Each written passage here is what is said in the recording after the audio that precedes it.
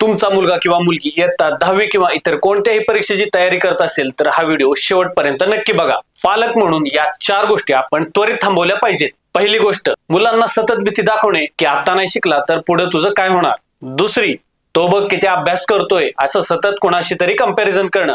तिसरी, सतत त्याच्या जवळ भविष्याची चिंता व्यक्त करणं. चौथी, आता फक्त अभ्यास बाकी काही नाही असा ऍटिट्यूड सतत ठेवणं. पालकांनो, यामुळे मुलांवरचं प्रेशर वाढतं आणि फोकस कमी होतो. त्याऐवजी पालक म्हणून तुम्ही या 5 गोष्टी नक्की करा. पहिली, उपस्थिती. तुम्ही पालक म्हणून त्यांच्या आजूबाजूला सतत राहा. तुमची उपस्थिती त्यांना मानसिक आधार देते. दुसरी, प्रयत्नांचं कौतुक. रिझल्ट पेक्षा त्यांनी केलेल्या प्रयत्नांचं कौतुक करा. त्यांच्या प्रयत्नांना दाद द्या. तिसरी, विश्वास.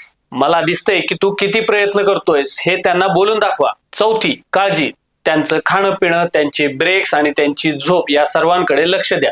आणि 5वी, सर्वात महत्वाची, इमोशनल सेफ्टी. तू मॅनेज करू शकतो हे मला माहिती आहे हा विश्वास द्या. मुलांना मोटिवेशन पेक्षा या काळामध्ये तुमच्या आधाराची खूप गरज असते. आणि हा व्हिडिओ तुम्हाला आवडला असेल तर आता सेव्ह करा आणि शेअर करा. आणि अशाच उपयुक्त माहितीसाठी आपल्या प्रशालाच्या YouTube आणि Instagram चॅनलला सबस्क्राईब आणि फॉलो करायला विसरू नका.